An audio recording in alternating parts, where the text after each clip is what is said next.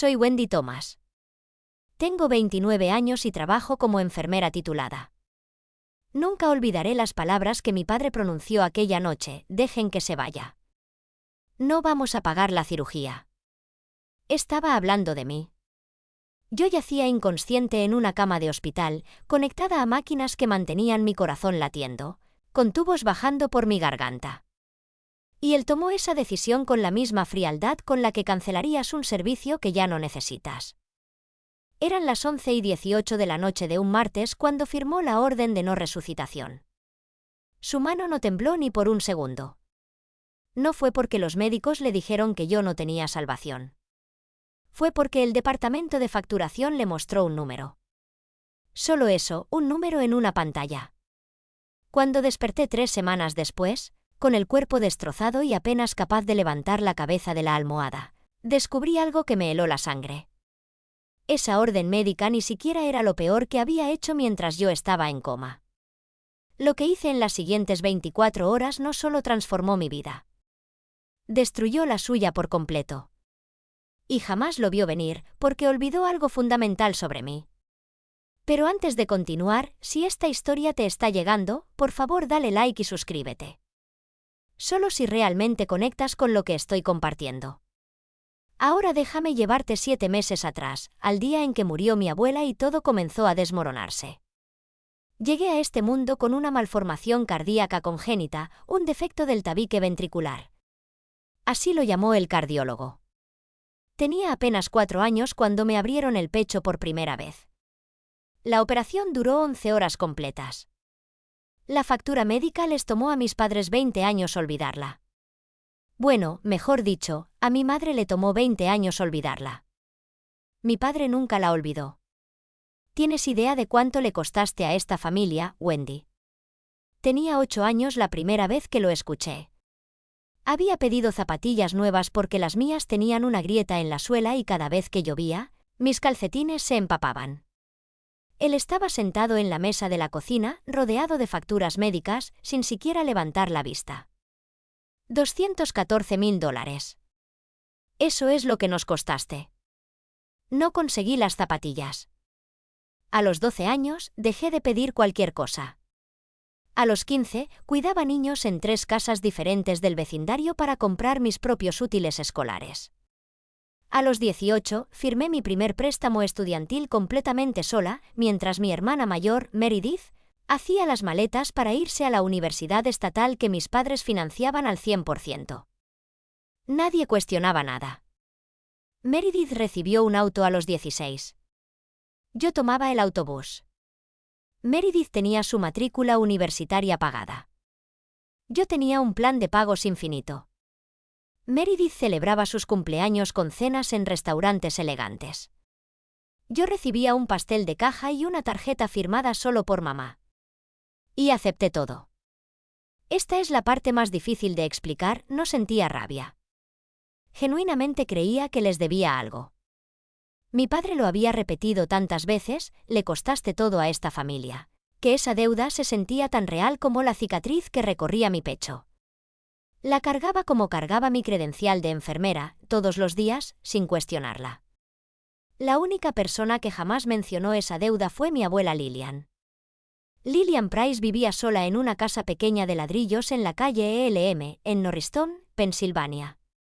2 habitaciones, un baño, un columpio en el porche que crujía con el viento. Había vivido allí durante 41 años. Crió a mi madre en esa casa, despidió a mi abuelo desde ese mismo lugar, y mantuvo el jardín vivo a través de cada invierno desde entonces. Comencé a visitarla todos los sábados cuando tenía 23 años, recién graduada de la escuela de enfermería y ahogándome en deudas estudiantiles. Manejaba 40 minutos de ida y otros 40 de vuelta, le llevaba víveres, revisaba su presión arterial, me sentaba en ese columpio del porche y la escuchaba hablar de todo y de nada. Nunca me dijo «me debes algo». Me decía cosas como «cuéntame sobre tu semana, cariño, y ¿ya comiste hoy?». Y una vez, cerca del final, con las manos temblando y la voz apenas audible, dijo algo que no comprendí en ese momento: «He organizado las cosas para ti, Wendy. Cuando llegue el momento, un hombre llamado Kessler te encontrará». Sonreí y apreté su mano. Pensé que estaba confundida. A veces se ponía así, o al menos eso creía. Tenía 84 años. Asumí que eran los medicamentos hablando. Mi padre odiaba que la visitara. «Estás desperdiciando gasolina», decía. «Ni siquiera recuerda tu nombre». Era mentira. Lillian estuvo lúcida hasta su último aliento. Lo recordaba todo, incluidas cosas que mi padre deseaba que olvidara. Murió un jueves de marzo. En silencio, mientras dormía, en esa casa de ladrillos en la calle ELM. Mi padre organizó el funeral. Pequeño, rápido. No me dejó leer un elogio. «Que sea breve», dijo en la puerta de la funeraria. «No vamos a hacer un espectáculo». Me quedé en la última fila y me despedí en silencio. Lillian había dicho que Kessler me encontraría. No sabía quién era Kessler. Todavía no. Tomaría un coma, una orden de muerte firmada y 4 días en una cama de hospital antes de que ese nombre significara algo. 3 meses después del funeral de Lillian, manejaba de regreso a casa tras un turno de 12 horas en el hospital. Eran las 4:17 de la madrugada. Ruta 202, lluvia ligera. Recuerdo la hora exacta en el tablero porque estaba calculando cuántas horas de sueño podría conseguir antes del próximo turno. 6 si me saltaba el desayuno. 5 si me duchaba. Nunca volví a hacer ese cálculo. La camioneta se pasó el semáforo en rojo a 80 km/h. Golpeó el lado del conductor de mi auto con tanta fuerza que el marco se dobló hacia adentro como papel. No recuerdo el sonido. No recuerdo los cristales rompiéndose. Me dijeron que estuve consciente unos 90 segundos después del impacto, el tiempo suficiente para que el paramédico me escuchara decir mi nombre. Luego, nada. Inflamación cerebral traumática, 4 costillas rotas, hemorragia interna. El equipo de urgencias en St. Catharines, mi propio hospital, el lugar donde fichaba entrada y salida 5 días a la semana, me abrieron en menos de 1 hora. Pero el sangrado no se detenía. Necesitaban una segunda cirugía, un especialista, más tiempo en quirófano. Y alguien tenía que autorizarlo. No tenía esposo ni hijos. El contacto de emergencia en mi expediente del hospital era el mismo nombre que había estado ahí desde que tenía 18 años, porque mi padre había insistido en eso. Gerald Thomas. Familiar más cercano. Lo llamaron a las 10:30 de esa noche. Llegó a las 10:47. Sé la hora exacta porque recepción lo registró. No fue primero a mi habitación. No le preguntó a la enfermera cómo estaba. No preguntó si tenía dolor, si tenía miedo o si había despertado aunque fuera una vez. Caminó directo al departamento de facturación e hizo una sola pregunta: ¿cuánto va a costar esto? Me enteré de lo que pasó después por una mujer llamada Patricia Walsh. Todos en St. Catharines la llamaban Pat. Era nuestra enfermera jefe, 28 años en el piso, voz áspera y una memoria que no olvidaba nada. Pat estaba en la estación de enfermeras cuando mi padre salió de facturación y encontró al Dr. Richard Hall, el cirujano a cargo de mi caso. Escuchó cada palabra. «La segunda cirugía», dijo mi padre. «¿Cuál es el estimado?» El Dr. Hall le respondió, entre 180 y 240.000 dólares, dependiendo de las complicaciones. El seguro cubriría parte, pero habría un gasto significativo de bolsillo, especialmente porque mi padre era cofirmante en algunas de mis cuentas médicas antiguas. Había insistido en eso cuando cumplí 18. Pensé que era un acto de bondad. Era una correa. Mi padre ni siquiera parpadeó. «Ella no tiene un apoderado de atención médica», dijo. «Soy su padre. Yo tomo las decisiones aquí». El Dr. Hall asintió con cuidado. «Es el protocolo cuando no hay apoderado registrado. El familiar más cercano interviene». Y entonces mi padre lo dijo: «Déjenla ir. No vamos a pagar la cirugía». Pat me contó después que el Dr. Hall no respondió de inmediato. Se quedó mirando a mi padre durante un largo rato. Mi padre no apartó la mirada. «Ha sido una carga financiera toda su vida», dijo mi padre. «No la resuciten». Firmó el formulario de DNR. Su mano estaba firme, sin vacilación alguna. Dejó la pluma, preguntó si había algo más que necesitara firmar y caminó hacia el elevador. No visitó mi habitación. No miró a través del vidrio. No se despidió. Pat me dijo que se quedó inmóvil, viendo cómo las puertas del elevador se cerraban. Luego fue directo con la trabajadora social del hospital y reportó lo que acababa de presenciar. No porque pudiera cambiar la orden, legalmente, mi padre tenía el derecho, sino porque quería que quedara registrado. Acabo de ver a un padre condenar a muerte a su hija, fueron sus palabras exactas. Y lo hizo por dinero. Desperté 3 semanas después. No fue un despertar cinematográfico con luz brillante y música suave. Fue doloroso, confuso, aterrador. No sabía dónde estaba. No sabía por qué cada respiración se sentía como si me estuvieran clavando cuchillos en el pecho. Había tubos por todas partes. Máquinas pitando a mi alrededor. Y Pat estaba ahí, de pie junto a mi cama, con los brazos cruzados y esa expresión que usaba cuando algo la había enfurecido profundamente. «Bienvenida de vuelta, Thomas», dijo con voz suave. Traté de hablar. No pude. Tenía un tubo de respiración todavía. Pat puso su mano sobre la mía. No intentes hablar todavía. Solo escucha. Tienes que saber algo. Y entonces me lo contó. Todo. La orden de no resucitación. La conversación con mi padre. Sus palabras exactas. No endulzó nada. No intentó protegerme del impacto. Tu padre firmó una orden para dejarte morir, dijo. Pero los médicos decidimos ignorarla. No es estrictamente legal, pero ninguno de nosotros iba a dejarte morir porque tu padre no quería pagar la factura. Así que te salvamos de todas formas. Y ahora estás aquí. Lloré. No podía hacer otra cosa. Lloré hasta que me dolió el pecho aún más de lo que ya dolía.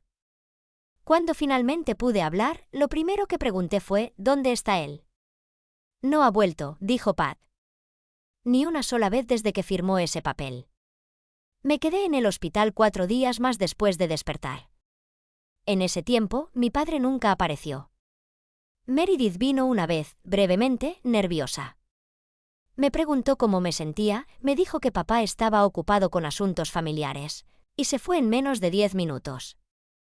Fue Pat quien me dijo que alguien me estaba buscando. Un abogado. Había llamado al hospital 2 veces, dejando mensajes. Su nombre era William Kessler. Ese nombre. El que mi abuela había mencionado. Dice que tiene que hablar contigo sobre el testamento de tu abuela, explicó Pat. Dejó un número. ¿Quieres que lo llame? Lo llamé esa misma tarde desde el teléfono del hospital. William Kessler tenía una voz tranquila, profesional. Me dijo que había estado buscándome desde el funeral de Lillian, pero que mi padre había interceptado todas sus llamadas y correos. Nunca le pasó ningún mensaje. Tu abuela dejó instrucciones muy específicas, dijo Kessler. Y dejó algo para ti. Necesito verte en persona para explicártelo todo. Nos reunimos 3 días después de que me dieran el alta del hospital. No en su oficina. En la casa de mi abuela. La casa en la calle ELM. Kessler estaba esperando en el porche cuando llegué, manejado por Débora, una compañera enfermera que se había ofrecido a llevarme. Era un hombre de unos 60 años, traje gris, maletín de cuero gastado. Me estrechó la mano con firmeza pero amabilidad. Tu abuela habló mucho de ti, dijo mientras abría la puerta principal. Quería asegurarse de que estuvieras protegida. Dentro de la casa, el olor a lavanda todavía llenaba el aire. Las bolsitas perfumadas de Lillian en cada cajón, en cada armario. Kessler me condujo a la mesa del comedor y sacó una carpeta gruesa de su maletín. Lillian Price cambió su testamento 6 meses antes de morir, comenzó. Específicamente te dejó esta casa a ti, Wendy. No a tu padre. No a tu hermana. A ti. Completa y sin condiciones. La escritura está a tu nombre. Firmada, notariada, legalmente vinculante. Me quedé sin aliento. ¿Mi padre lo sabe? No, dijo Kessler. Tu abuela me dio instrucciones muy claras. No debía informarle a Gerald Thomas hasta después de que tú fueras notificada primero. Y debido a tu accidente y coma, me tomó más tiempo del que esperaba encontrarte. Me mostró los documentos. Todos estaban ahí. La escritura de la propiedad. El testamento. Las cartas de mi abuela para el tribunal. Todo perfectamente organizado, fechado, sellado. Hay algo más, dijo Kessler, sacando un sobre de la carpeta. Ella dejó esto para ti. Era una carta. Escrita a mano con la letra temblorosa pero clara de Lillian. La abrí con dedos temblorosos. Querida Wendy. Si estás leyendo esto, significa que me he ido y que finalmente has descubierto la verdad sobre esta casa. Quería decírtelo en vida, pero sabía que Gerald haría todo lo posible por impedirlo. Esta casa es tuya. Siempre lo fue, en mi corazón. Pero ahora también lo es en papel. Tu padre es mi hijo y lo amo. Pero tiene una enfermedad que se niega a admitir: la adicción al juego. Ha estado apostando durante años. Grandes cantidades. Ha perdido todo lo que tu madre y él alguna vez ahorraron. Y la mayor tragedia es que te culpó a ti por su fracaso financiero. Tú no le costaste nada a esta familia, Wendy. Tu cirugía cardíaca se pagó hace décadas. Lo que le costó dinero fueron las apuestas, las deudas, la vergüenza que no puede enfrentar. Así que te dejo esta casa. No solo como un lugar donde vivir, sino como prueba de que alguien te vio exactamente como eres, valiosa, merecedora, amada sin condiciones. Y te dejo a William Kessler. Confía en él. Lo contraté específicamente para proteger tus intereses porque sabía que Gerald intentaría algo. Vive bien, mi niña. Vive libre. Con todo mi amor. Abuela Lillian. Leí la carta 3 veces. Luego la sostuve contra mi pecho y lloré de una manera completamente diferente a como había llorado en el hospital. Esto no era dolor. Era alivio. Era rabia. Era amor. Todo al mismo tiempo. Hay un problema, dijo Kessler suavemente, esperando a que me recompusiera. Tu padre ya intentó vender esta casa. Me sequé los ojos. ¿Qué? Hace 2 semanas. Mientras estabas en coma. Falsificó tu firma en documentos de transferencia de propiedad, intentando reclamar que la casa le pertenecía como heredero principal. Logró que un notario público llamado Carl Mendes certificara los documentos. Lo descubrí cuando la agencia inmobiliaria me contactó para verificar el título. Sentí que la sangre se me helaba. ¿Entonces, vendió la casa? No, dijo Kessler firmemente. No lo hizo. Detuve la transferencia inmediatamente. Presenté una objeción ante el tribunal. La venta está bloqueada. Pero tu padre ya recibió un préstamo contra la propiedad por $280,000. Un préstamo que no puede pagar porque la casa no es suya para garantizarlo. ¿Y ahora qué?, pregunté. Kessler se reclinó en su silla, cruzando las manos sobre la mesa. Ahora tienes opciones. Puedes presentar cargos penales contra él por falsificación y fraude. Puedes demandar civilmente por daños. O puedes dejar que el sistema legal siga su curso y simplemente recuperar lo que es tuyo sin involucrarte más. ¿Qué harías tú?, le pregunté. Kessler me miró directamente. Tu abuela me contrató porque sabía que Gerald haría exactamente esto. Ella quería que estuvieras protegida. Si fuera mi decisión, lo haría responsable. No por venganza, sino porque si no hay consecuencias, lo volverá a intentar. De una u otra forma. ¿Contigo o con alguien más? Pasé 2 días pensándolo. 2 días en los que Débora me dejó quedarme en su casa de huéspedes, me preparó comida que apenas podía comer, y me dejó procesar todo en silencio. El tercer día, llamé a Kessler. Quiero presentar cargos, le dije. Todos. Falsificación, fraude, todo lo que aplique. Y quiero que quede registrado públicamente. ¿Estás segura?, preguntó. Esto será difícil. Doloroso. Tu familia. Mi familia me dejó morir, lo interrumpí. Mi familia falsificó mi firma mientras estaba en coma. No les debo protección. Les debo honestidad. Muy bien, dijo Kessler. Entonces comencemos. La denuncia se presentó un lunes por la mañana. Para el martes, mi padre tenía una citación. Para el miércoles, la historia se había filtrado. Pero aquí está la parte que mi padre nunca anticipó: Lillian no solo me había dejado la casa. Me había dejado algo más. Una comunidad que la conocía, la respetaba y recordaba cada palabra que ella había dicho sobre mí durante años. El domingo siguiente fui a la iglesia. No a la iglesia de mi padre, esa donde era diácono, donde fingía ser un hombre piadoso mientras apostaba los ahorros familiares. Fui a la iglesia donde Lillian había sido miembro durante 40 años. Una iglesia pequeña, modesta, donde la gente se conocía por nombre. Llegué temprano. El pastor, reverendo Marcus Cole, me recibió en la puerta. Wendy, dijo, tomando mis manos en las suyas. Tu abuela hablaba de ti constantemente. Lamento tanto tu pérdida. Y lamento lo que has pasado. ¿Usted sabe?, pregunté. Lillian me contó algunas cosas antes de morir, dijo. Me pidió que cuidara de ti si alguna vez necesitabas un lugar donde pertenecer. Esta iglesia es tu hogar si así lo deseas. Me senté en el banco del frente durante el servicio. No en la parte de atrás, donde solía esconderme. Al frente, donde todos pudieran verme. Después del servicio, el reverendo Cole hizo algo inesperado. Me pidió que pasara al frente. Me invitó a compartir mi testimonio. No lo había planeado. No había preparado ningún discurso.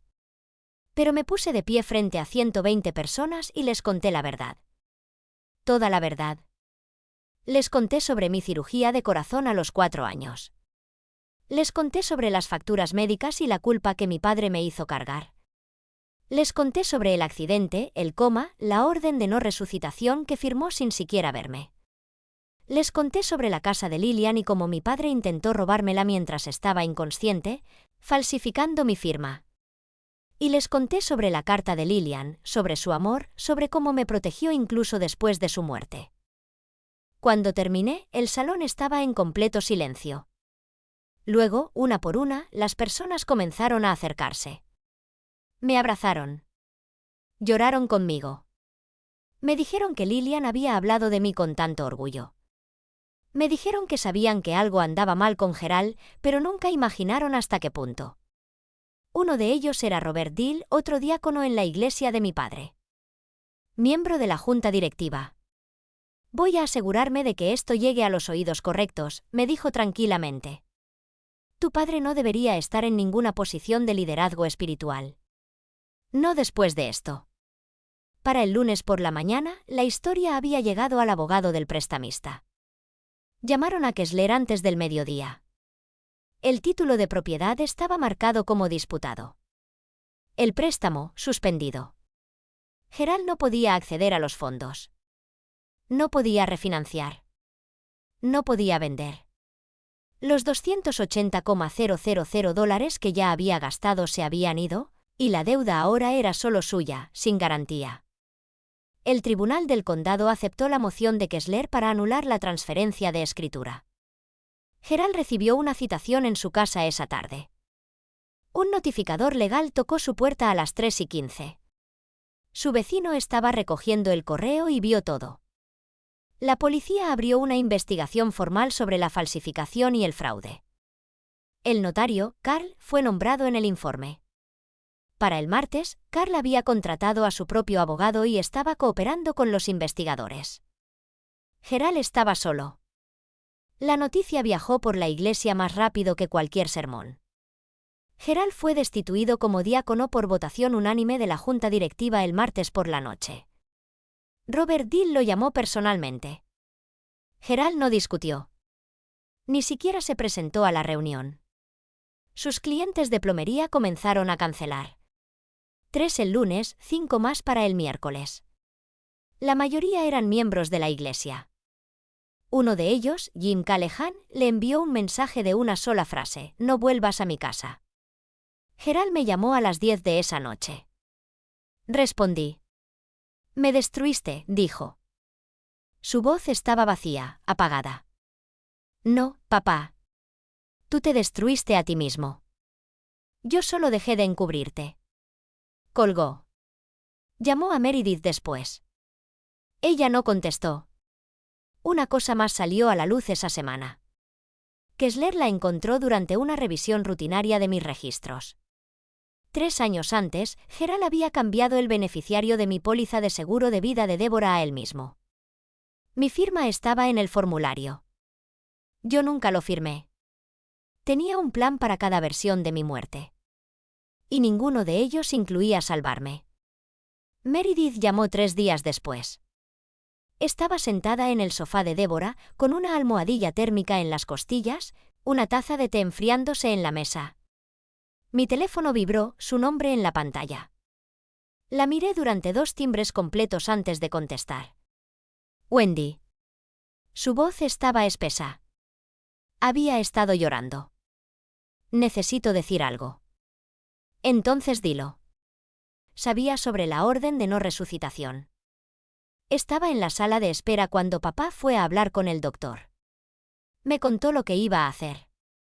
No lo detuve. No dije nada. Dejé que el silencio hiciera lo que el silencio hace. ¿Y la casa? También sabía sobre eso. Me prometió $85,000 si me quedaba callada. ¿Y te quedaste callada? Sí. ¿Mientras estaba en coma? Sí. Su voz se quebró. Tenía miedo de él, Wendy. Siempre he tenido miedo de él. Sé que no es una excusa. No lo es. Estaba llorando ahora. Fuerte, de la manera en que solía llorar cuando éramos niñas. Desordenado, ruidoso, descontrolado. Recordaba ese sonido. Solía hacerme querer arreglar las cosas por ella. No te estoy pidiendo que me perdones, dijo. Sé que no lo merezco. Tienes razón. No lo mereces. No ahora mismo. Una larga pausa. Podía escuchar su respiración irregular, delgada. Pero no voy a fingir que no existes, Meredith. Si quieres reconstruir algo conmigo, no con el dinero de papá, sabes dónde encontrarme. No dijo nada por un rato. Luego, en voz baja, la abuela Lillian también me envió una carta. Me senté. ¿Qué decía?